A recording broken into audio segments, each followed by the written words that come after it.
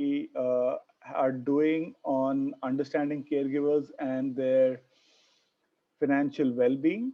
And today we have with us Rajeev, who I'll tell you a little bit more about.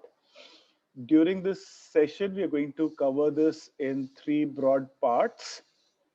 We'll give you a quick introduction to Caregiver Saathi, followed by an introduction to Rajiv, where he will then share with us more around health insurance and as it pertains to caregivers. Followed by, we can have a question answer session where we would encourage you to participate in asking your specific questions to Rajiv.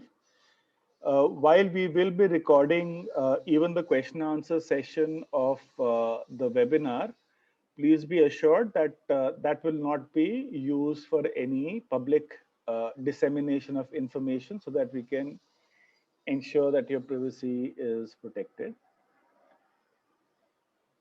Also, during the course of the webinar, I would request you all to kindly keep yourself muted to avoid any background sounds which can be distracting for the audience as well as for our expert.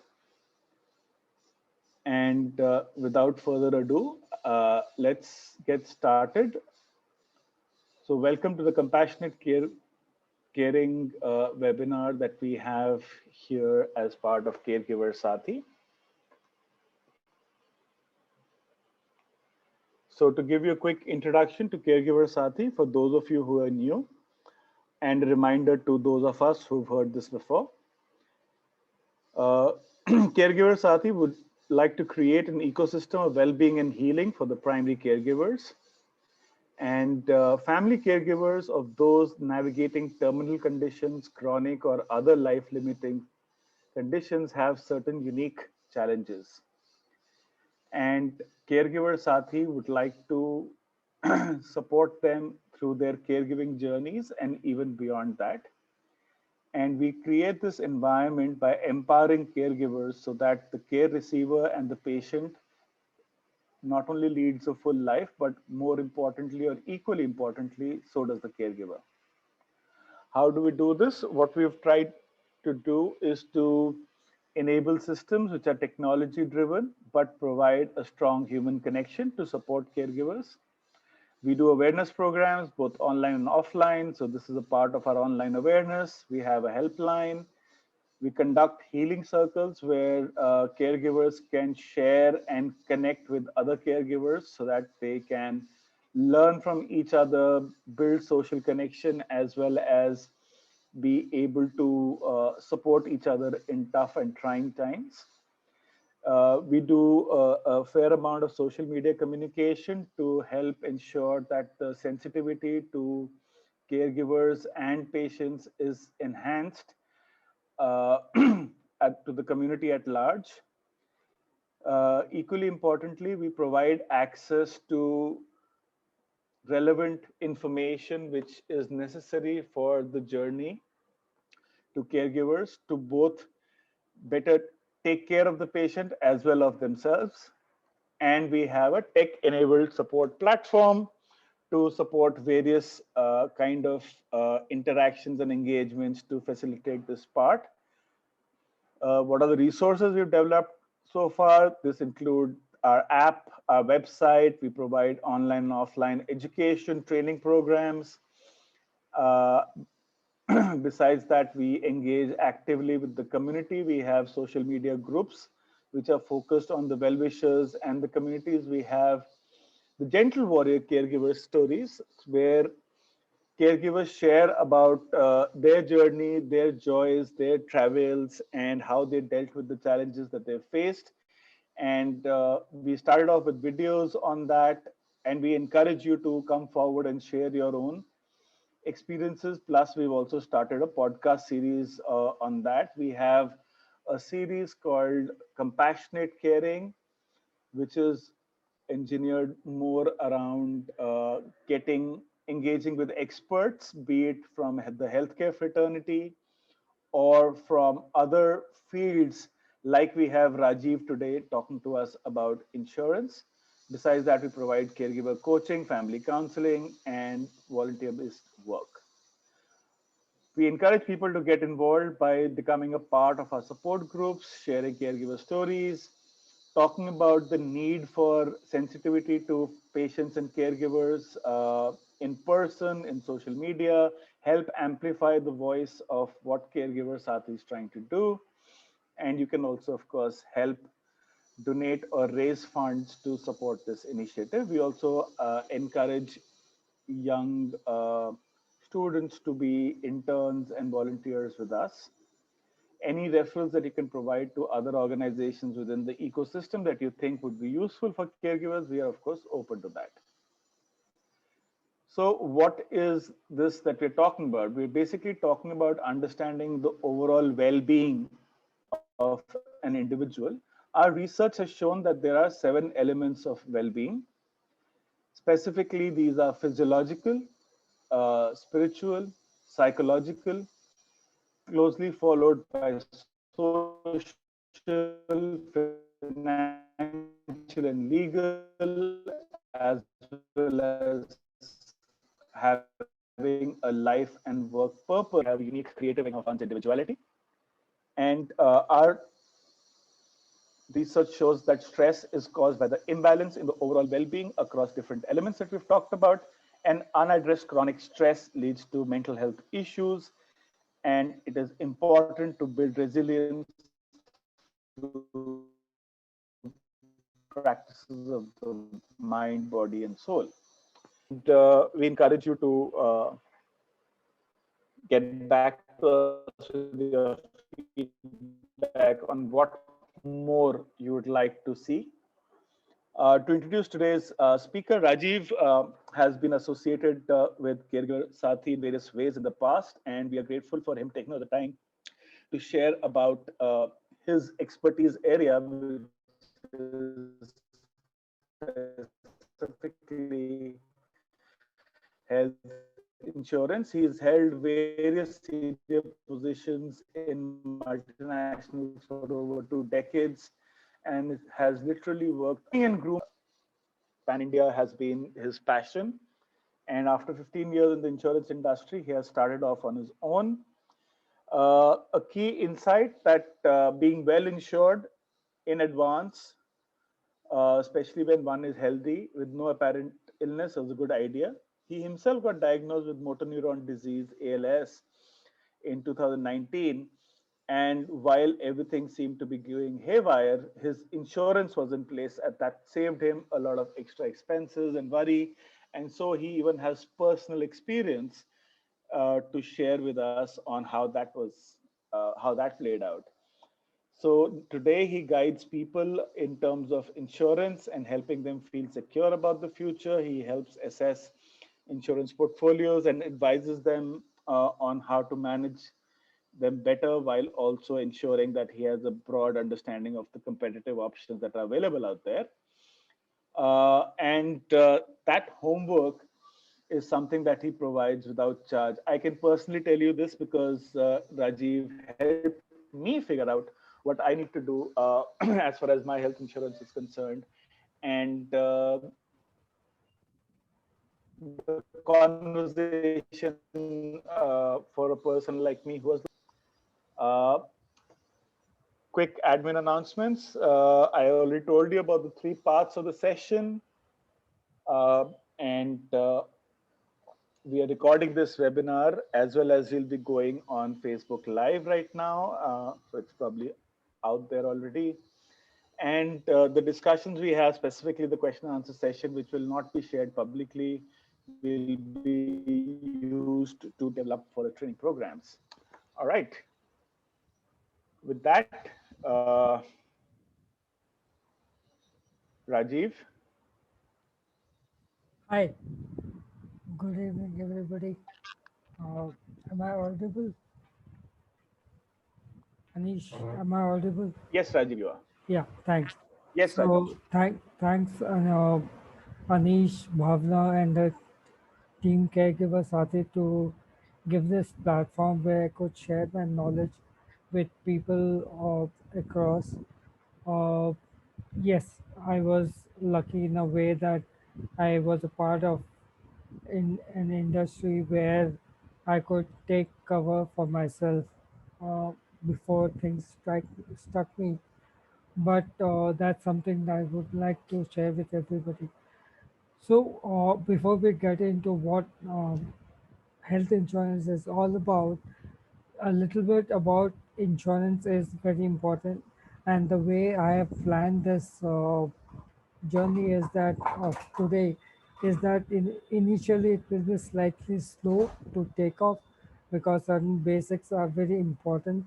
Like we know that energy is required to move anything from moving us to cycle to a rocket, but we do not get into what energy is about. So, but in the same manner, it's important to understand what insurance is and what it does and covers, so that when we are going for an insurance policy or any decision regarding any kind of insurance, we understand some basic uh, philosophy or basic structure about it. To begin with, insurance is actually it's a pool of money that comes across all the people who are part of a community that pool in money, and anybody within that community suffers a loss, then large part of that money which is pooled in goes back to them. So normally only few unfortunate people suffer a loss, and large number of fortunate people actually pay for it. So just give an example, if in a village there are 100 houses, and they each household pays 10 rupees to cover their losses in case some household burns down, then they would collect 1000 rupees. And it has been seen that over a period of time, two houses burn down every year, but nobody knows which house will burn down. So whoever suffers that loss is given that money to uh, cover the risk and loss which is there. So same thing happens with any insurance. But again, if that 2 becomes 10, then this money will not be good enough, because 1000 rupees is a limited creation of pool which is there. And that is what insurance is about. And that's the reason when we look at insurance, it only covers an unknown risk and not a known risk. And we'll come to that a little later uh, with certain examples. So, what is health insurance? Health insurance covers or pays for hospitalization due to either injury or illness. On these two grounds is where a health insurance comes into effect. In some cases, it might even pay when I do not get hospitalized for a day, but just go in, do an endoscopy, get my treatment done, and come out. Or so the thumb rule which is used for a daycare treatment is either an operational theater is used or anesthesia is used, then this daycare treatment comes into effect. Uh, and this next slide.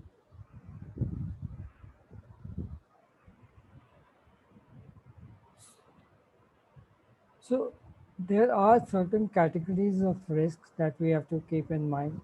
What standard risk? Now I'll give an example of somebody suffering from, say, diabetes. So one of the measurement tests which is done is HbA1c. Now somebody with HbA1c count of 5 will come under standard health. Most of the insurance company accept policies up to 6.5 or 7. Now somebody with 6.2 or 6.3 will come under preferred, which is not standard but not bad enough also, but they come under a category called preferred. Substandard is somebody who has got HbA1c count of 7, 7.1, 7.5. So what happens is they are not standard, so they're in a slightly higher risk category. So it's called a substandard risk or substandard health. Deferred, suppose a particular insurance company has a threshold of say HbA1c count of 7.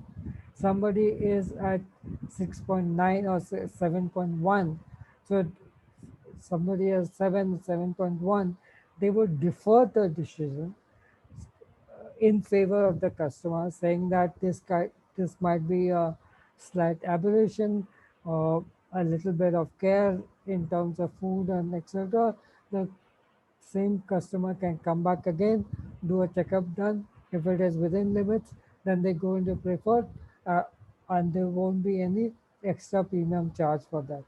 Decline risk is where it find it insurance companies find it difficult to accept the risk because the statistics shows that previously people with such higher count will come for claim in future, and known claim is not accepted because otherwise the pool of money which has been collected by all the customers will not be large enough to pay claims for everyone, and that is where it goes into a decline risk. So Rajiv, so if we were to translate these technical terms into, let's say, examples so that we are using the lay language. So a standard, so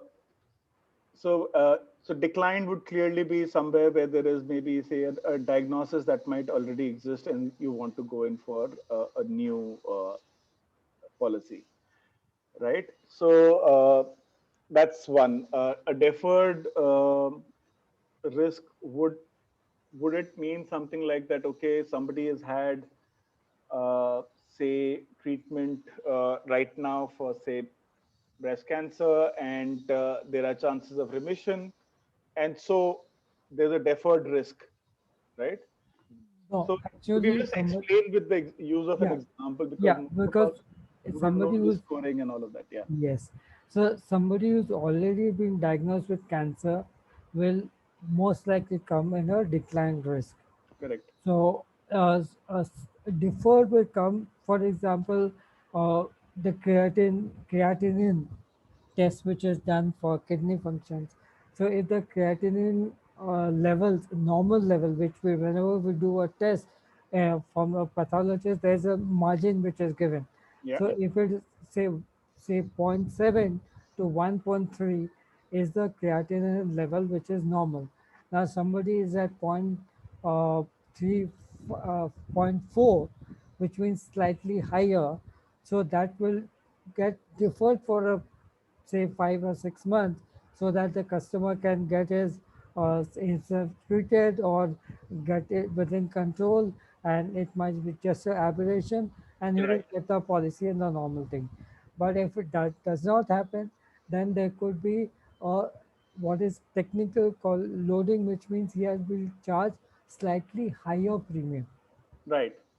So which is what would be equivalent to what we are calling a substandard, Yes. right? He So, can go to substandard, he can come to a preferred or standard. It can move either way. So that's the reason the insurance company doesn't want to take a decision and close it then. right. And of course, if a person is putting in the effort to move from something that was deferred and is moving to the preferred or substandard or whatever levels, I'm sure the health insurance company has more confidence that this person is equally interested in ensuring that they don't end up in a medical condition, right? That also That, helps. that is definitely there. The second thing is once the insurance company has given the decision, they can never go back. I So, see. because if tomorrow today I'm perfectly healthy, tomorrow anything can happen to me, then they cannot rewrite saying that no, we'll change the terms and conditions. That cannot change for the entire life of the customer. And that's the reason decision is taken as per the readings I get for today. Fair enough. So they are basically trying to err on the side of caution and take prudent calls and not. So the general impression that people have that, only if you're healthy you can get insurance, that is not necessarily true.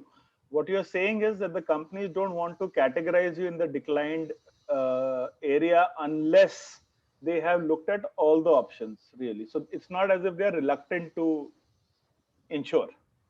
Yes. So because their commitment first is to existing customers Fair enough. to give them a benefit rather than accepting a risk which could be tomorrow detrimental to the benefit of the existing customers. Correct. So sort of being ensuring the greater good for the existing customers. Absolutely fine. Fair enough. Should I move to the next slide? Yes.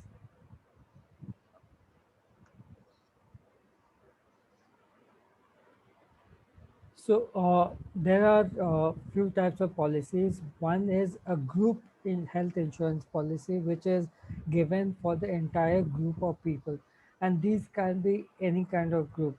When I'm working in an organization, I'm a part of that group. Sometimes, and most of the banks they offer some insurance company which some insurance policy because they have tied up with some insurance companies which is has certain conditions which is equivalent to all the uh, account holders of the bank. So if I'm a Canara Bank custom account holder, I can go to Canara Bank and take a policy from say Cholamandalam, which is a group platform. So this will have certain clause which in an individual policy, if it is not included, it could be included there. Now there is a pro and cons. So the pros of a group insurance policy is that it comes much cheaper because it takes a much larger group of people. The cons out there is that every year or any year the premium can drastically change with depending on how the group's claims behave. So today I might be paying say 11,000 rupees for a premium. Next year it can become 25,000. So I have no control over it so long as the group policyholder, which is a bank or an insurance company, agrees with uh, any other group. So it could change that drastically. It can change every year, but in a individual's policy, those changes do not happen as random as that. The second thing which is there is it's much larger group is Ayushman Bharat, and Ayushman Bharat actually caters to the bottom 40% of the Indian population, and which is in the uh, somebody who is below poverty and little over above poverty line. So that is for the lower masses. Now, what I mean by a base plan is a normal, what we generally talk about, a mediclaim policy or a health insurance policy, which I can buy for myself as an individual or as a family, I can buy a policy. So that is what is called a base plan, the normal medical insurance policy. The fourth part is called a super top up, which means I can take one policy, say, giving an example and explaining, I take a 5 lakh mediclaim cover for my entire family. I then take another policy which will only come into effect after I have utilized this 5 lakhs from this policy. Then I can have another 10 lakhs, 15 lakh, 20 lakh, 50 lakhs of policies because my major claims in comes in the range of less than 1 lakh. However, what happens is as an individual, one person claim can go up to 15, 20, 25, 30, 40, 50 lakhs also. So that is something that an individual has to be taking care of. So I take a base policy, which is a smaller premium, normal smaller cover, less premium, and then I take a super topper policy, which will be for say a much larger sum insured, and where I pay a smaller premium for that. So Anish, we can go ahead. I come to these policies when I'm describing with an example. Sure, absolutely. What I've also done is I've launched the poll question to check how many people think that 5 lakh insurance might be enough. Just letting you know that. And a quick confirmation here. So in the super top up, the company knows that you're going to come to them only after you've finished your base insurance, and hence for the extra amount, the premium per lakh would be probably much lower. Correct? Yes, yes, Perfect. Moving on. yeah, So before we get into this part, I think at this stage, let's see if we can break up the uh, audience that we have today. Would be a mixture of people who are active caregivers, well-wishers of caregivers, as well as other people. So I think it's important to establish here that when we talk about the particular audience we have here, there are two main concerns that we need to structure this conversation around. The first is for the patient who's already been diagnosed with some condition, right? Now, they might have had pre existing insurance or they might not have had pre existing insurance. Both these scenarios are there. And we need to support the caregiver in exploring what insurance provides to them as options for the financial expenses related to the medical requirements of the patient.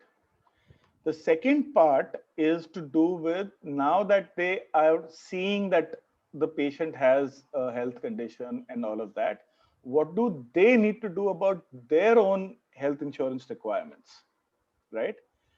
So maybe what we could do right now is to focus on the situation where there is a caregiver and there's a patient, and the patient either has an existing insurance or not. What do you suggest in that situation? How does one go about looking at the whole context of health insurance? okay. So I start with the premise of patient not having a health insurance. If he has a health insurance, there's no question about it. He has to continue paying the premium and using up the privileges that the policy gives. The second thing is somebody doesn't have a health insurance cover. Uh, Obviously, they have already come into the declined risk category. But however, there suppose somebody has got, in my case, it's a MND, a motor neuron disease, or like in my wife's case, she has she had a mitral valve replacement, so no insurance policy company will give a policy. So, but all of us have taken a cancer care, because if you have one uh, ailment, that doesn't mean that the second ailment won't come in. But in fact, it's the other way. If you have one ailment, your body's immunity is ability to fight diseases is low, so something else might come in. So the cancer care is one policy which one can look at.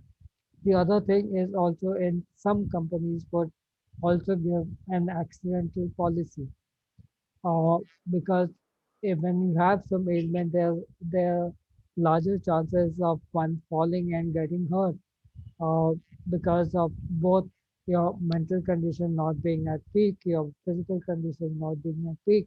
And when you're talking about an accidental policy, accident doesn't only mean a car crash or a plane crash, it can also be any uh, burn, third degree burn, or any kind Yeah. of burn. I fall from in the bathroom and break my hip. So it can be any violent injury from outside. So, so that is something that one can look for, because there's a limitation in which in the normal policy, since it won't come in, these are something that we can look at. Uh, Now, one quick question. So, general accident policy is probably the cheapest form of insurance anyway, right?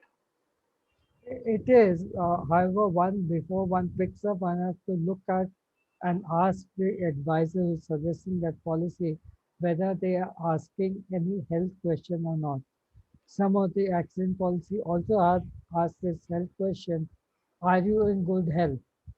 Right, So this is a question that the customer should ask the agent, because many a times I've seen and heard the agent invariably ticks as yes, which is not the condition. So when it comes to claim, then one person is at loss right. over there. So whenever, whichever company, if they ask that health questions, avoid it. One question I have on this. So, cancer is a clearly defined additional condition that might happen. So, fair enough on that. But there are specific cancer related policies which are there for this. But are there any other pre existing conditions that one can declare and still go in for a general health insurance for other aspects, or does that option not exist? So if it is falling in a decline risk category, if you are already been uh, diagnosed with any serious ailment, so then no insurance company will offer a policy, because it is knowingly accepting a risk where I have to pay a claim. Right, So in such conditions, insurance companies do not accept the proposal. It's an interesting point that while we think that uh, insurance company is asking, quoting us, the proposal form means that I as a customer is going with a proposal to yeah, an insurance company and asking them to accept. It's not the other way. Whether right. they accept that proposal or not, it is their prerogative. Yeah, I think that's a very important point because many of us get confused because we are like, all these guys are chasing us. And when we actually want a policy, then they are not giving it to us. But it's very important to understand that I am the one who's asking them to cover me and not the other way around. Yeah, because the proposal form has got the company's name on it. Yeah, It doesn't mean it only makes them, it's like asking for a letter which is formatted. fair enough.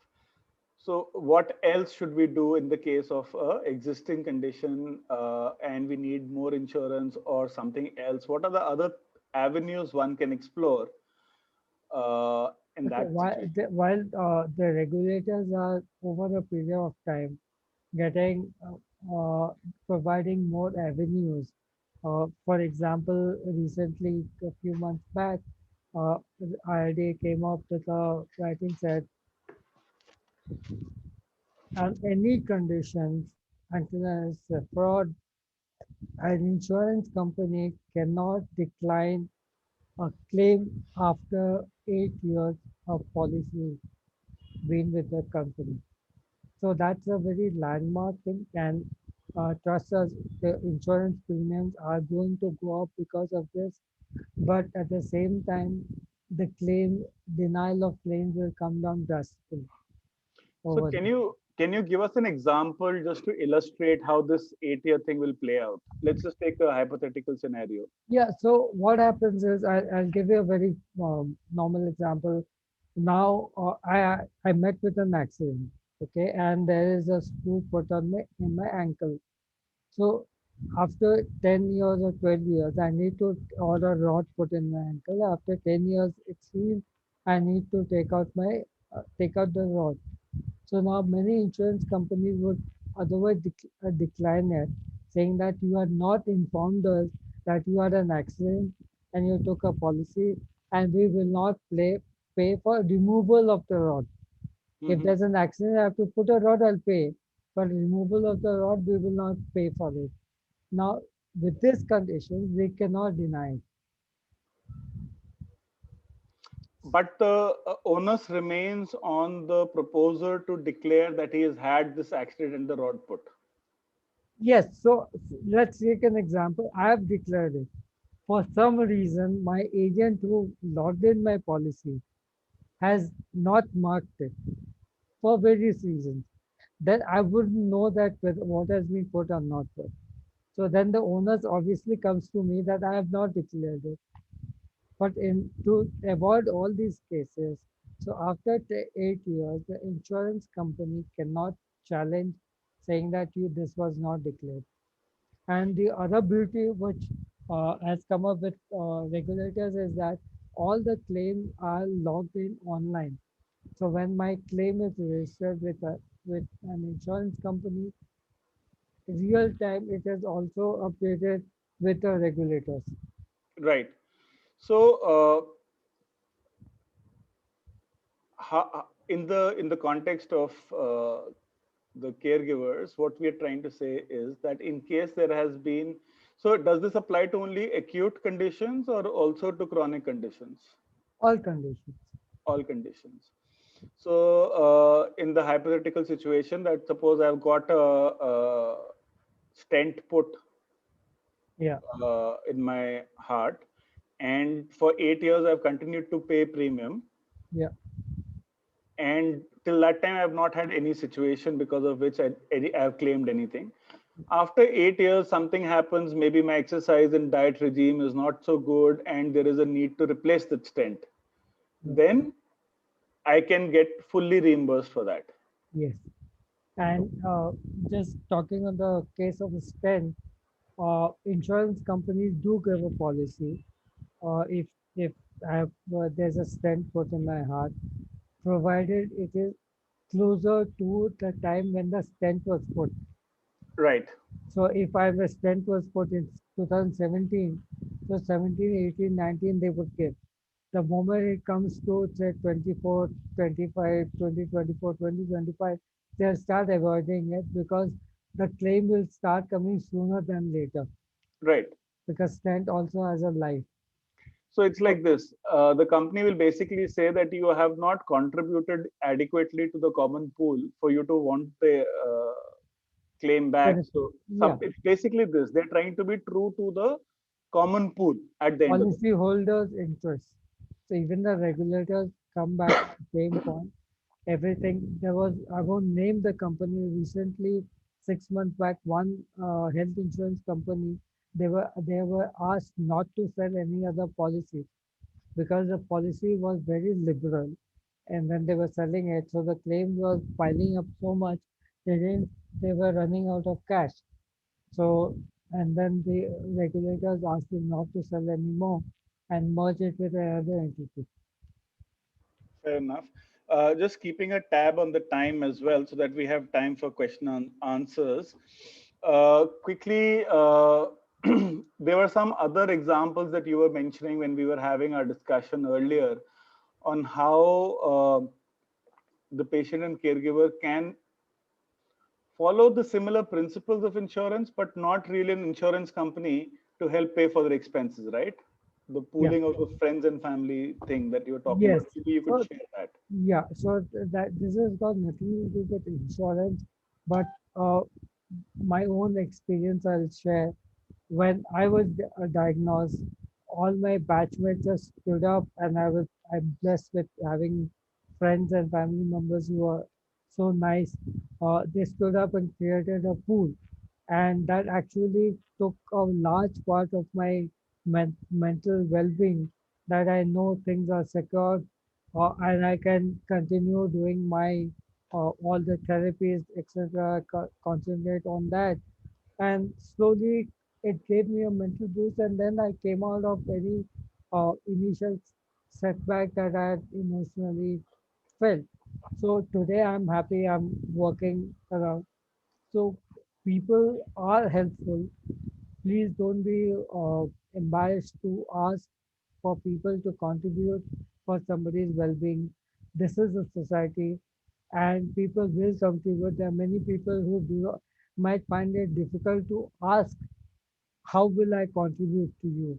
So it is absolutely no harm if you are part of that family or you know somebody in that family. Take an initiative to start something. Even a small amount, there are people who are contributing, say, 1,500 a month. So it is not the amount which is important, but the pool then becomes very important, and that is helpful. And I'm not embarrassed to talk about it. So there is no reason to be embarrassed about it. It is important that there is, as a community, there's a sharing of load that happens.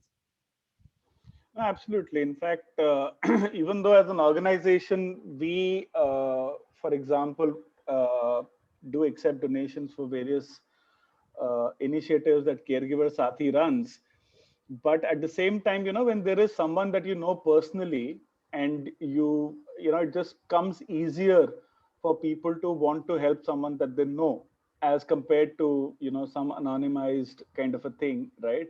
So I think you're absolutely right. In fact, in a lot of our caregiver education programs as well, we talk about the fact that asking for help is a very necessary life skill that any caregiver needs to be able to inculcate. And financial asking for financial help is probably the most trickiest thing to do, right? But I think from your example, a lot of people who will feel encouraged to put that phobia behind them, that it doesn't matter. You're just making sure that you're doing the best thing possible at that point in time. So I think that's a very lovely example for a lot of people to learn from. Thank you for sharing that. Anish, just one last thing on this. The Yeah, rich don't need it. Poor, there's enough done by the government. It is a middle class, na ghar ka na ghat ka. right. Absolutely. Fair enough. So, any closing thoughts on what can be done as far as the patient is concerned, or should we move on to talking about what the caregiver needs to do? So last thing is only seek out for advisors who can, depending on every condition, if there is a way out, why not explore it? Yeah, I think But that's very. that should be done one on one because each case could be different. This reminds me of the conversation that you and I had way back, I think last year. So we were talking about a situation where, what I read on the website of the company and what I understood about the policy was very different as compared to the conversation that I had with Rajiv, because he was able to help figure out some of the possibilities wherein you can make a specific request. So, my wife was involved in a traumatic head injury.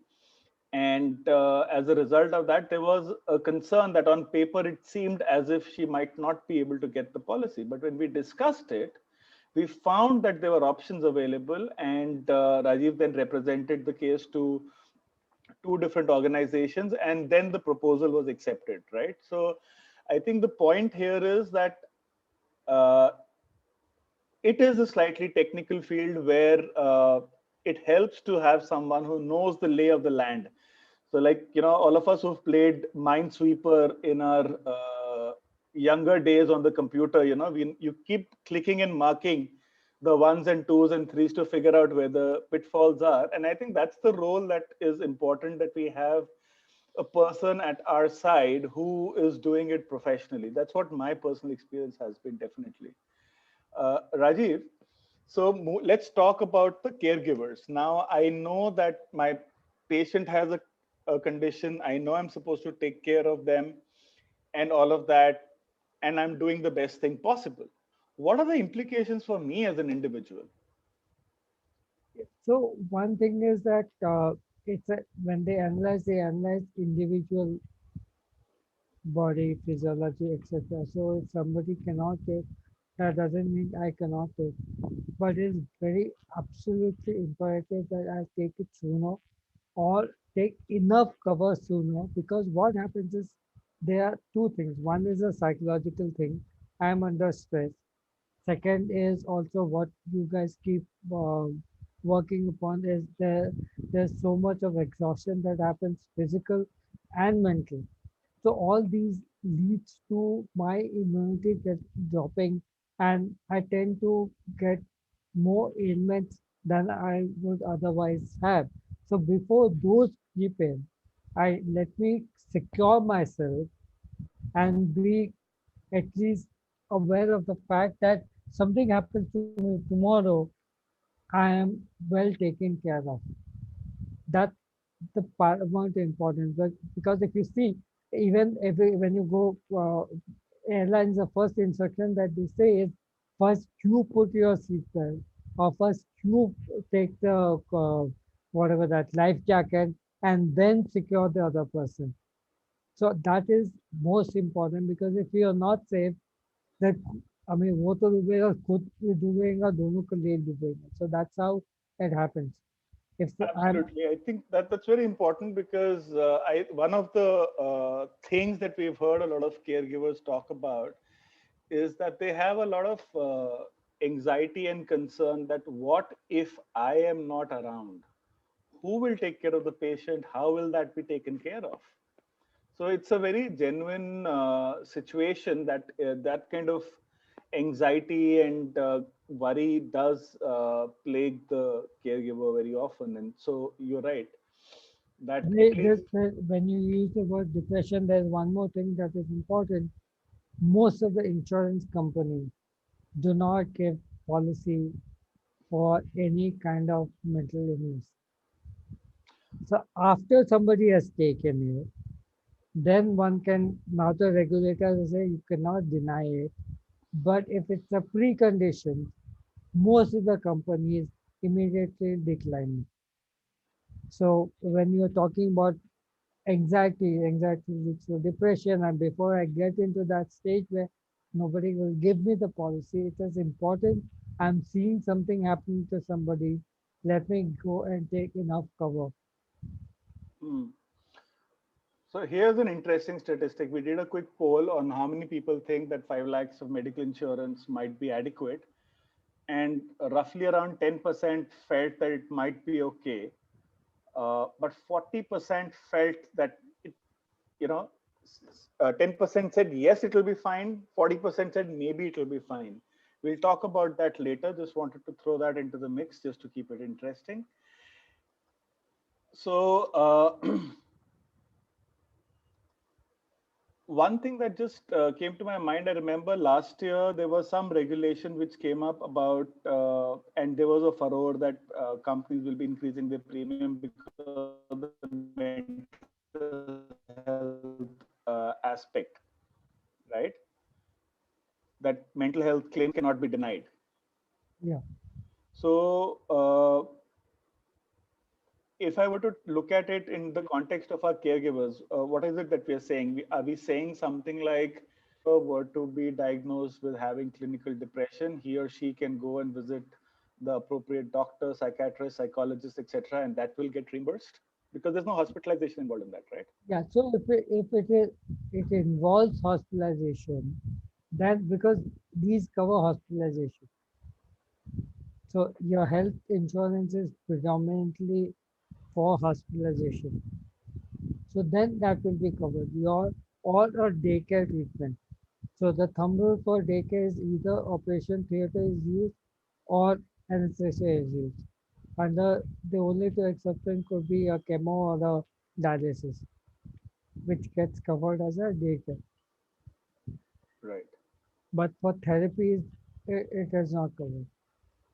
Okay, maybe we'll talk about it when we look at the other criteria to be considered while taking an insurance. Do you recommend general accident insurance even for caregivers because they tend to be distracted and you don't Yes, want that unnecessary headache in case of a unfortunate incident? And yes. so I believe the general accident insurance is really very cheap.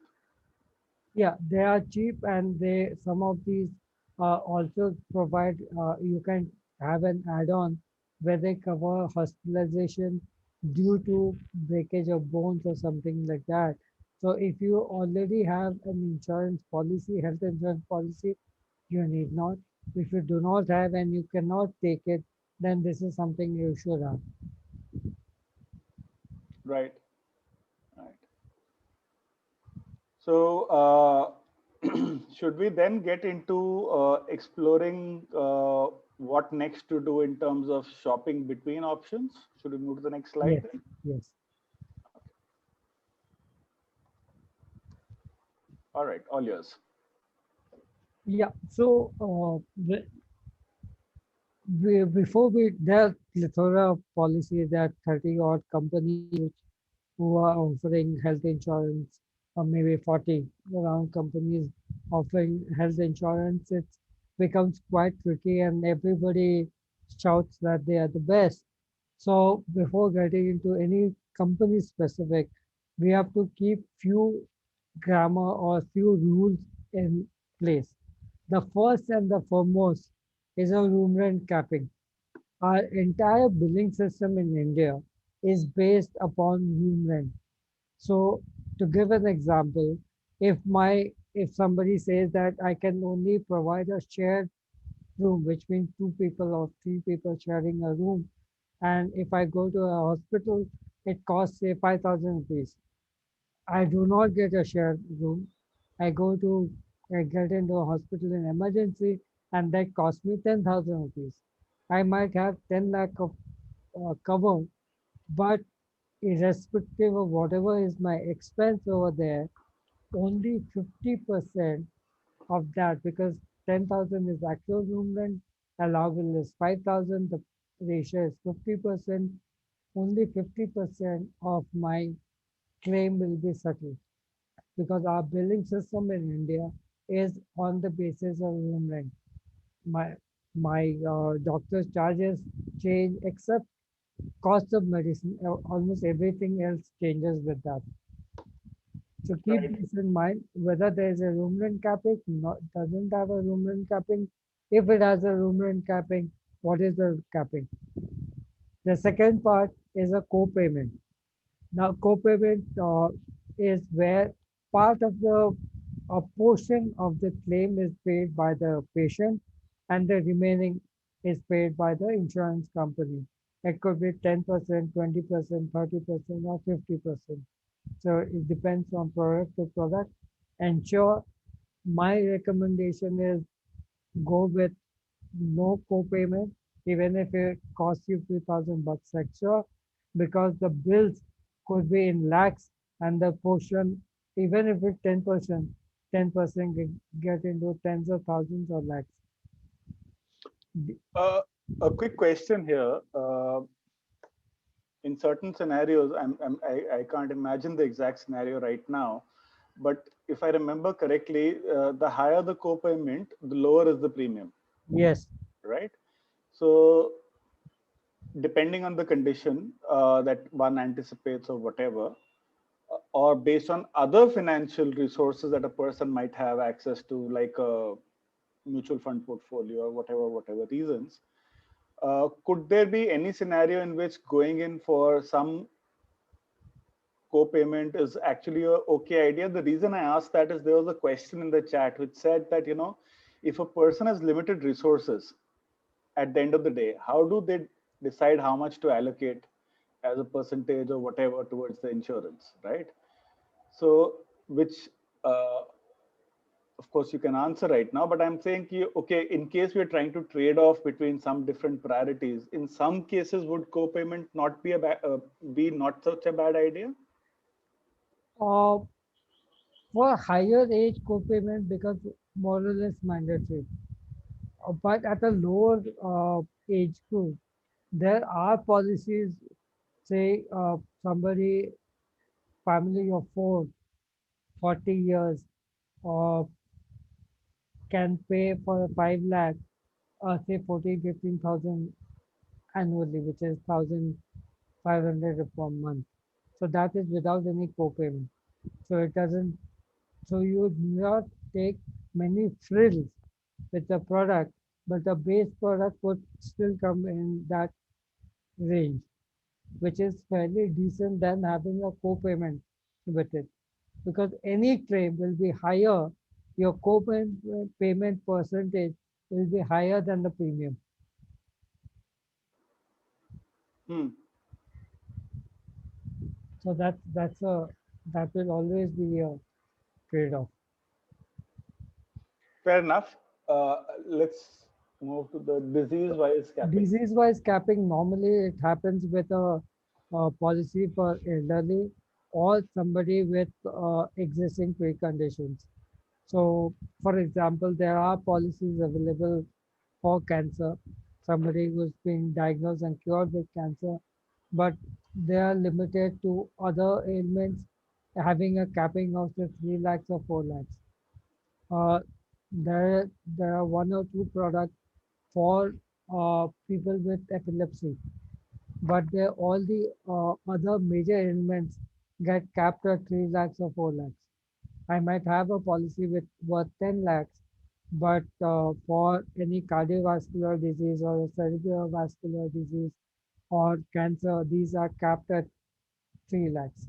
So So, in which scenario is it better to, I mean, how does one deal with this information?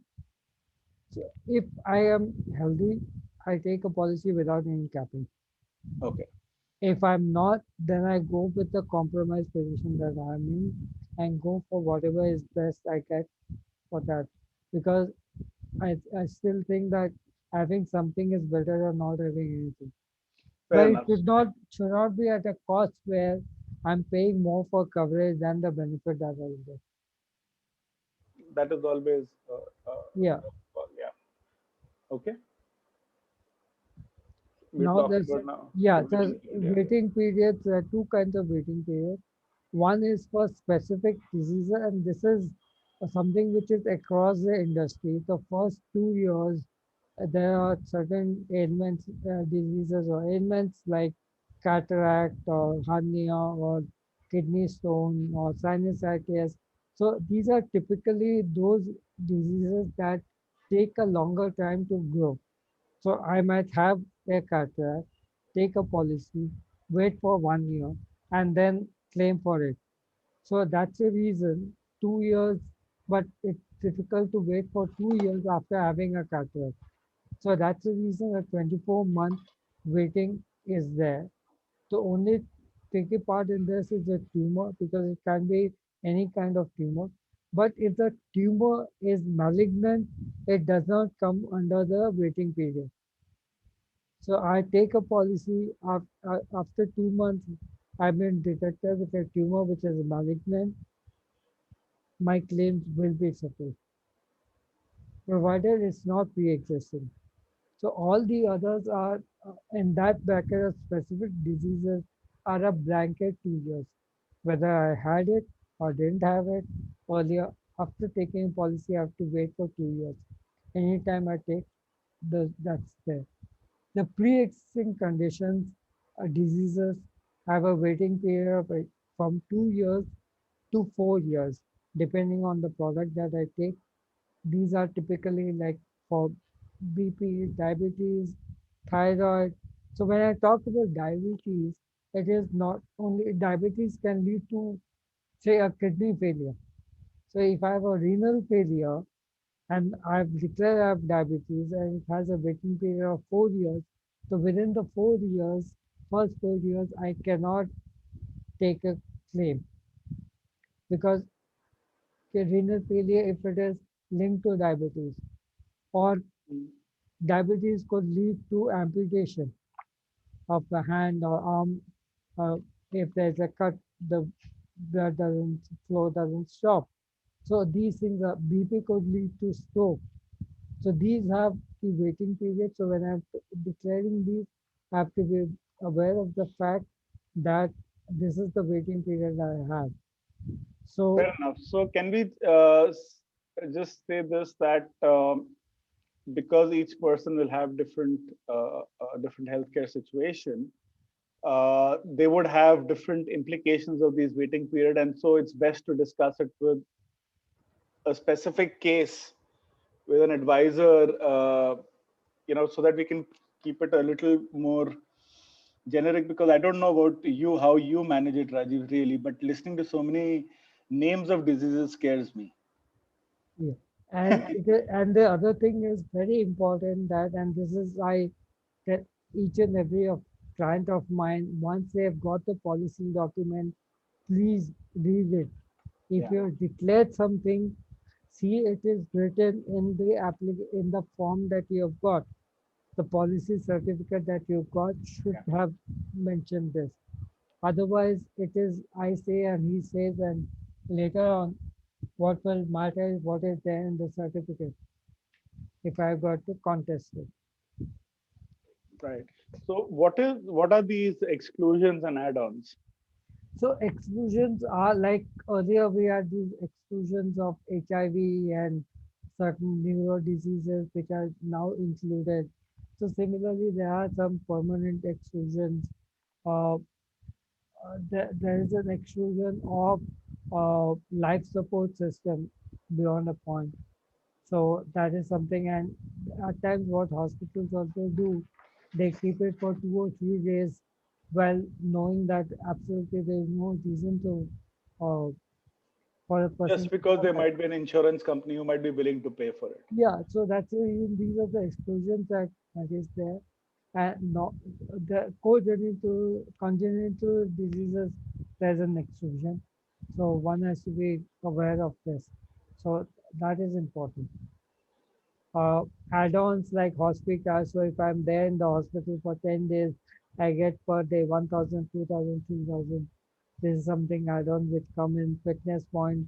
If I'm running X kilometers of walking or gymming, I get some rebate. So these are the frills which I said, which are the riders like accidental rider, which we spoke about, or a critical illness. Critical illness, I'll park it for here.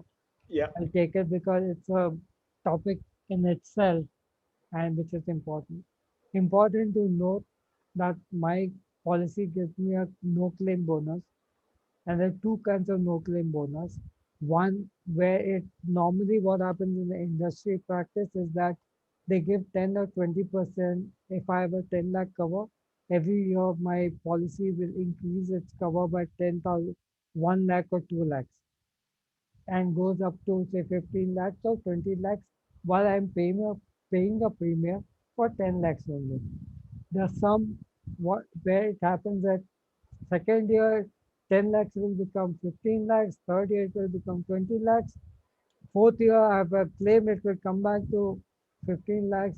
Again, I have a claim, or somebody in the family has a claim, comes back to 10 lakhs.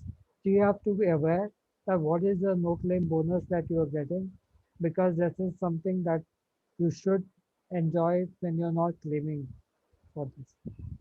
Right. So basically, what you're saying is that, as we know, um healthcare in India is increasingly moving more private, and as more and more options open up for treatment, there might be initial expenses. So it's a good idea for you to get greater coverage as the years go on, rather than thinking that because there's no claim, I should try and reduce the premium. It's better to invest it for the foreseeable future in that sense, right? Yeah, so regulators took a call 15 years back when the premium used to go up and come down.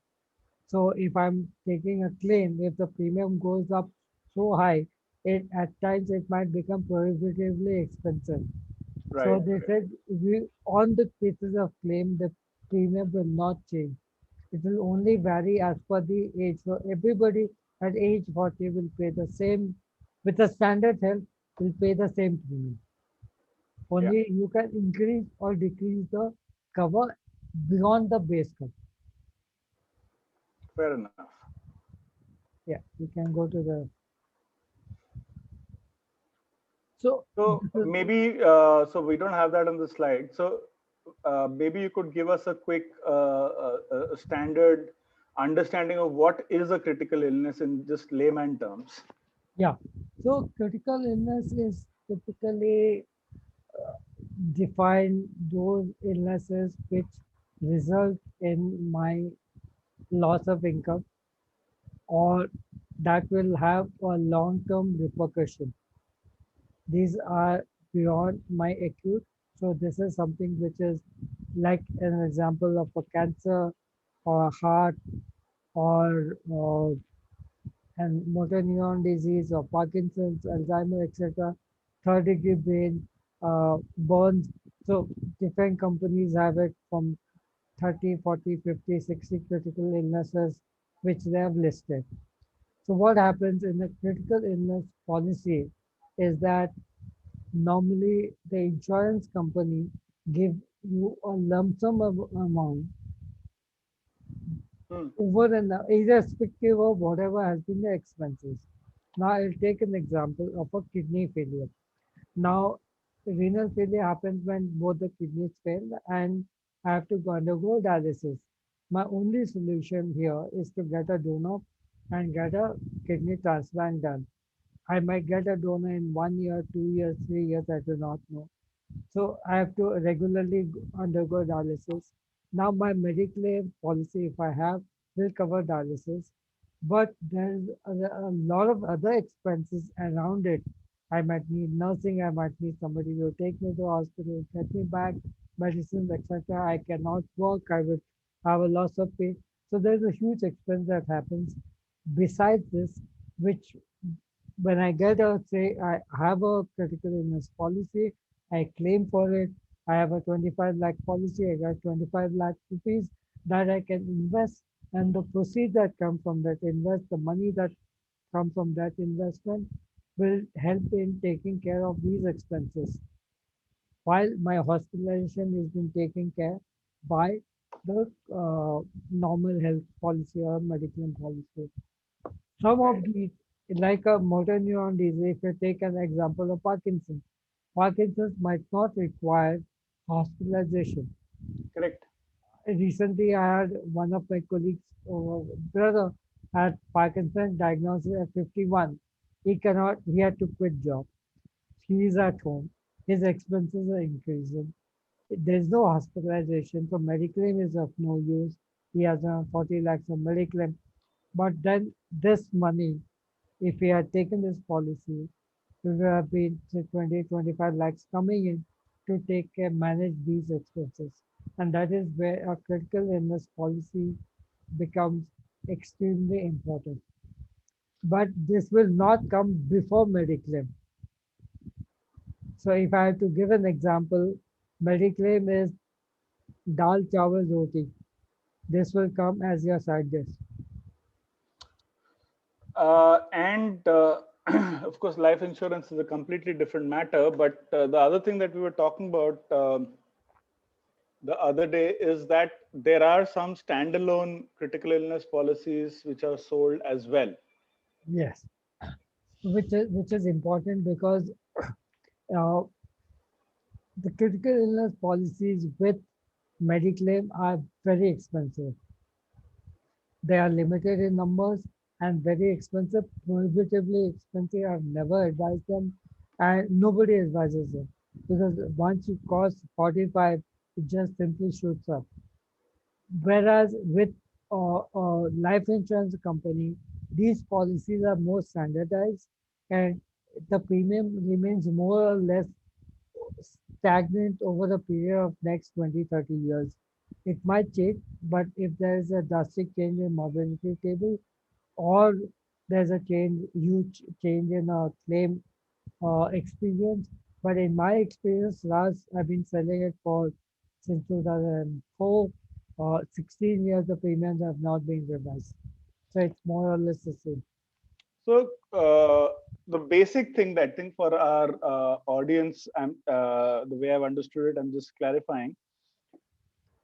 Irrespective of who you take the critical illness from, in the case of healthcare, you need to have a base mediclaim policy with the health insurance provider.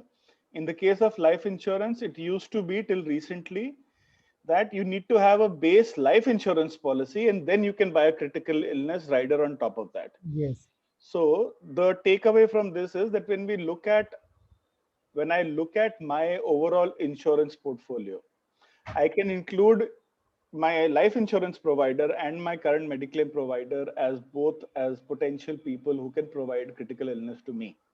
yes, However, like you told us the other day, there is one company which is now offering critical illness. It's a life insurance company which is offering a critical illness without you having a base life insurance policy with them also. yes. In fact, two of them. The others also provide, but they are very limited periods, 10 years, 15 years, fewer ailments. So to me, it looks like just another product to sell. but not very thought through as to what the client's requirements are, which Right. is normally long term. Fair enough. So I'd like to we have another slide which talks about the cost benefit analysis. But before we get into that, I'd just like to take a quick pause because we are at 5:15, and just elaborate here to all our participants that the objective of the session today might not, we might not end up in answering very specific questions which are unique to each one of us, but it allows us to know what are the right questions to ask with anyone that we get into this conversation about, be it a company or an agent or whatever, and the advantages of being prepared in terms of what are the key decision criteria. In case you have questions, please use the chat feature to send us those questions. In the meantime, Rajiv will just take us through a actual working of an example of how to look at these different criteria before taking a call on what are the features that you need to have. This has got nothing to do with any individual company. These are just the features of the policies and how to do a cost benefit analysis between that. Correct, Rajiv?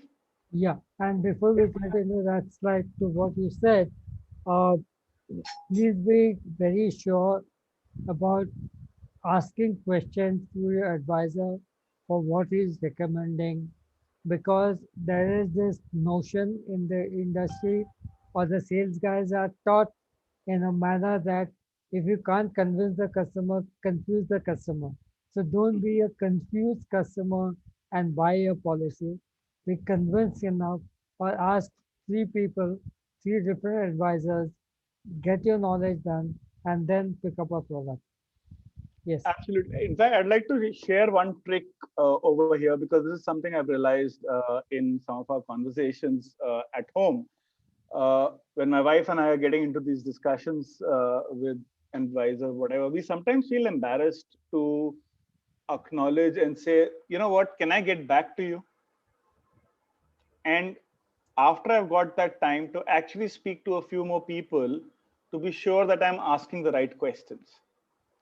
So, as a life hack, one thing that I'm increasingly finding that the more I don't feel compelled to act and react instantly and spend a little time ensuring that I'm asking the right questions has proven to be, a pretty good trick to use, because anyway things are not going to change in the next like 15 hours or whatever, and so it's worthwhile to take this decision because once you take the right policy, then all you need to do is ensure that you're paying the premium, right? So this homework is more than worth the effort that one puts in, right, Rajiv?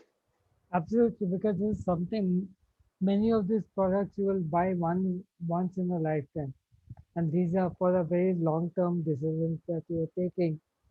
Please don't be in a hurry to take those decisions. And never buy it only under the pressure of the tax filing season is coming up, right? Okay, so coming to the cost benefit, the first thing uh, one should realize is that start with the how my claim will be settled. There's some tricky part that you go into. If you can get a claim which is settled directly by the company, at times it's better, because when a third party gets involved, you are not able to directly reach the company, and in certain cases, you might just be going round and round in circles. So that is something important. The second thing is be very clear what is the room rent capping that you get. One example that I've given extreme left is that, and this is normally happens with a lot of lower sum insured uh, PSU organizations. They have a 1% sum insured for room rent and 2% sum insured for ICU. What does this mean?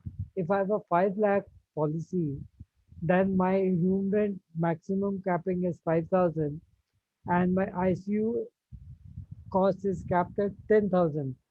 So 10,000 may you won't get any ICU. It at times goes to lakhs.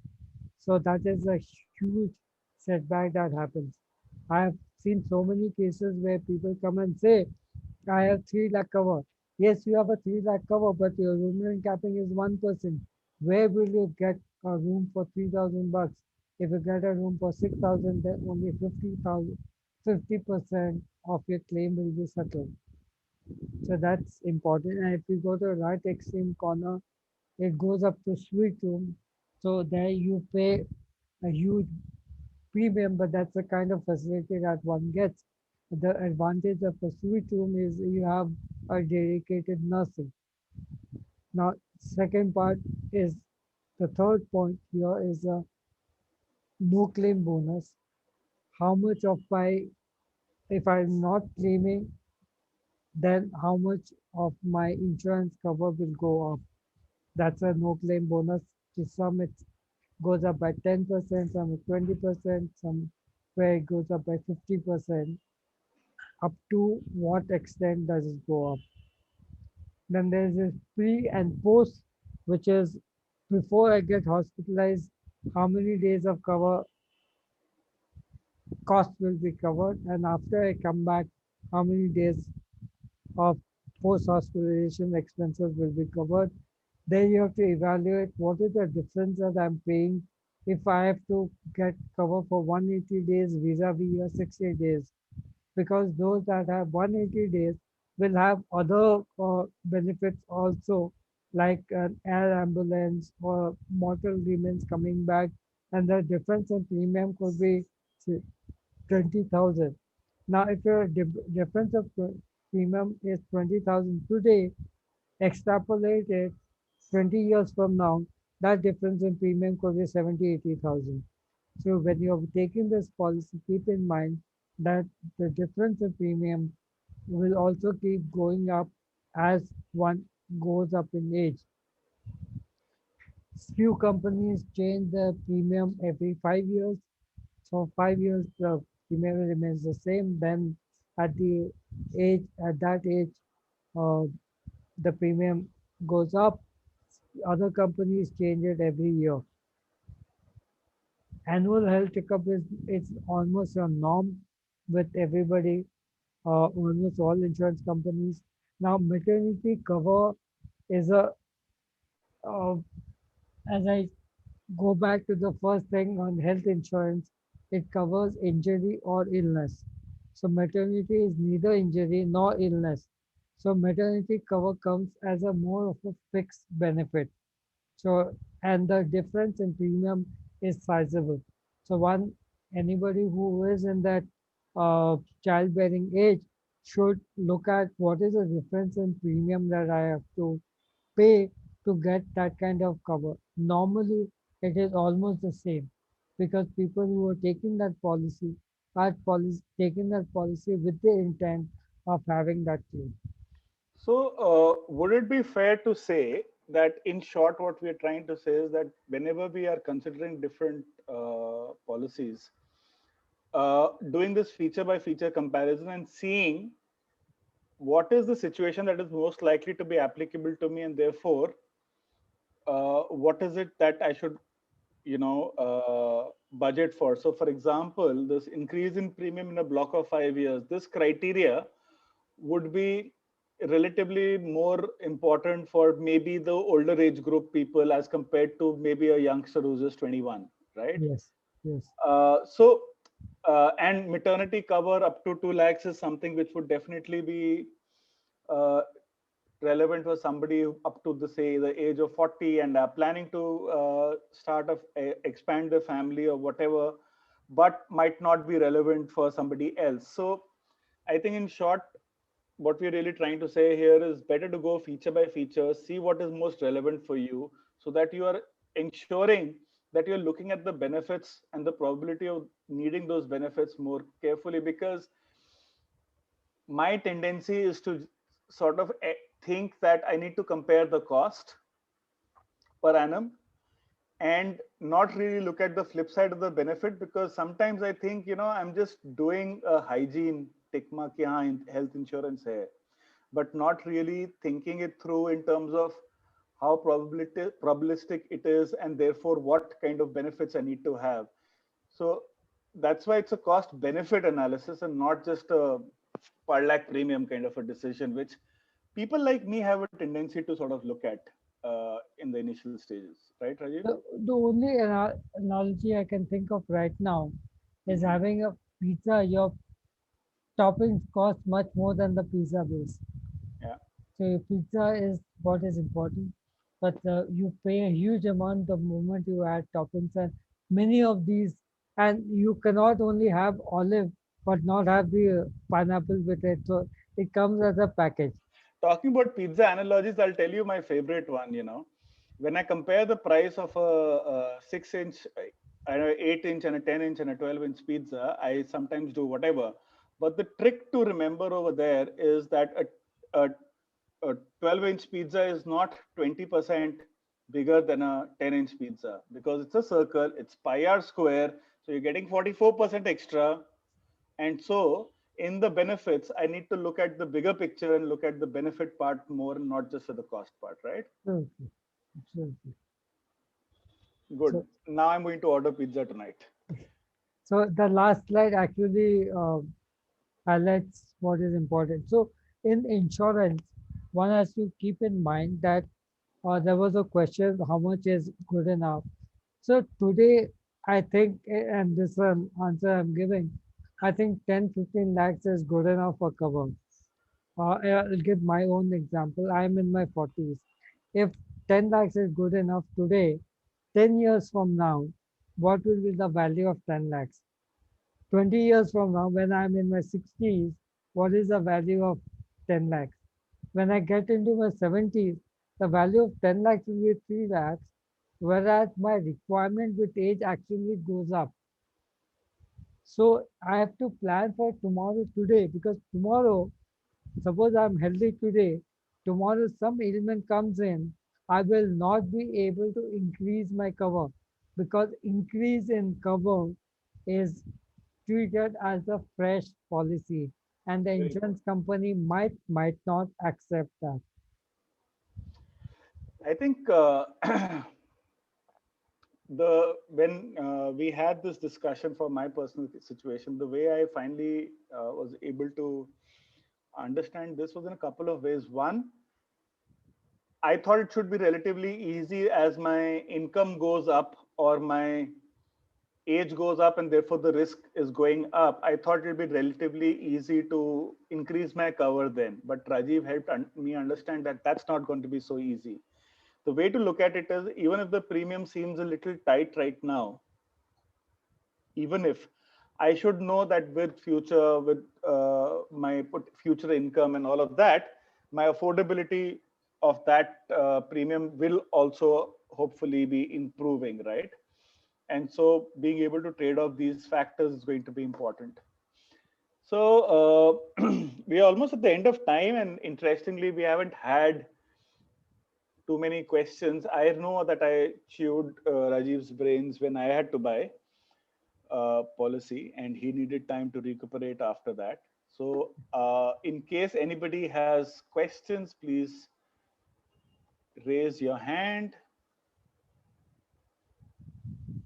I am mentioning Rajiv's contact information in the chat, his email ID and mobile number. In case you are unable to save it due to whatever reason, you can get in touch with us and we'd be happy to connect you with him so that you can have a conversation based on your unique context, whatever that might be, because this is just a 101, an introduction, so to speak.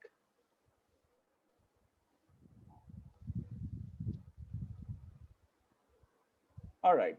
So we have a question.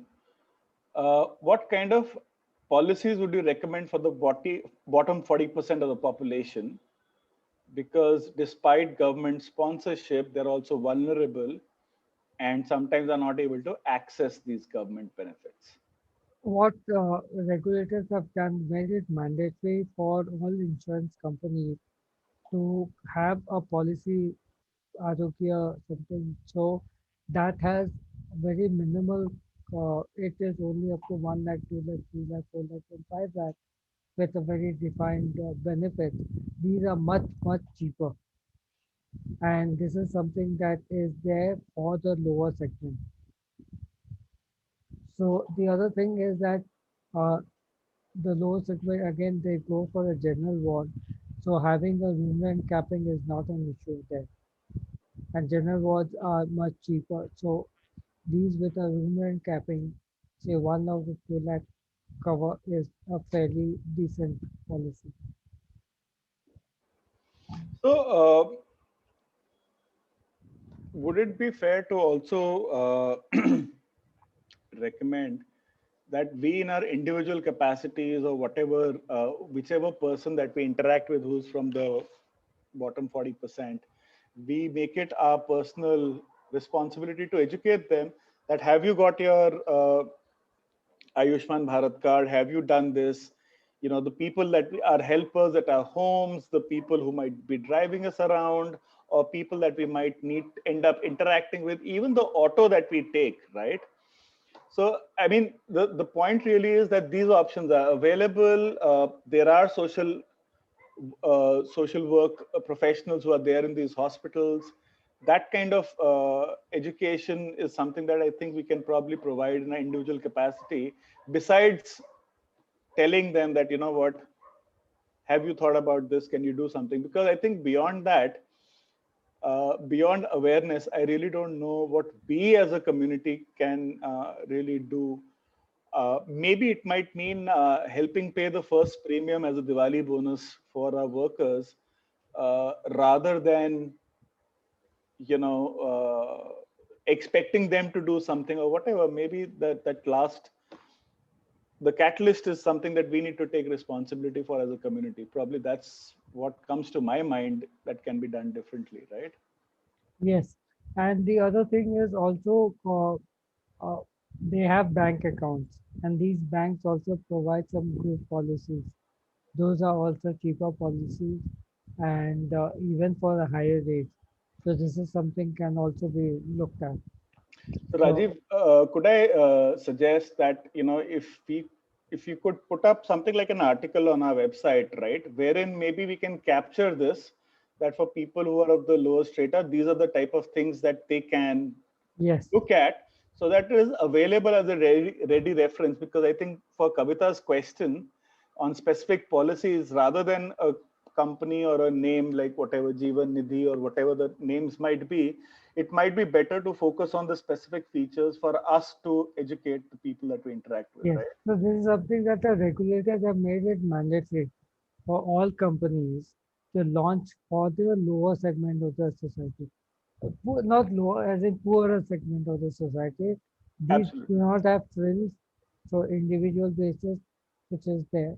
And my other advice is for their elderly parents, which it becomes even more important to have these bank policies. Now, the bank group policies, why I wouldn't suggest for the rest of us is because the premium might just change and we will not be able to port it to another policy and start, we have to start afresh. But that is where it comes in handy with them. There was another question, couple of questions actually. So Bhavna was just checking if post office schemes are any use, but also Ramkumar had a question that for the differential pricings, which occurs often, and with the mis-selling by the agent, how can one get necessary caveats other than the fine print? Okay, so the way I understand it is, can we together, Rajiv, create a checklist, Yeah, right?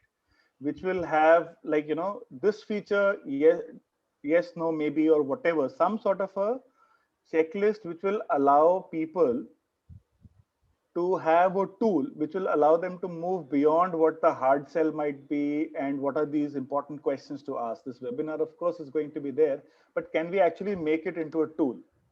We can yeah, talk about it few offline. FAQs which forms a basic framework Yeah. and which to evaluate. Yeah. If I have these ticked, I know I'm covered. Anything more than that, I do not need it. If I'm need it, I'm willing to pay an extra premium for this.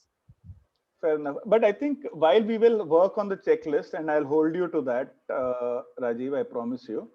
But I think the other point, Mr. Vishwanath, is that at the end of the day, checklist will give you the right questions to ask, but will not be able to replace a person who understands your specific context completely. So you might still need somebody to help you out over there. Yes. All right. So unless there, I'm sorry, everybody, that but we seem to have broken our time there. Sorry about that. I do tend to get a little chatty. In case there aren't any questions, I don't see any more questions. So we'll just run a poll to collect your feedback on the session. Thank you very much, Rajiv, for the time. And we hope that you will be helping us out with that checklist and for the average person on how to go about buying health insurance and what we can do for those with the lower income strata. Sure. And we'll put that together into an article or something which we'll put up on the website so that people can have easy access to it. I have shared Rajiv's contact information on the chat in case uh, anybody hasn't taken that. Please do that. In case you are unable to take a screenshot or copy, I would encourage you to just contact us. You know where to find us. All right. Thank you again, Rajiv. Thanks for your Thanks a lot time. for the opportunity given. Thank you, everyone.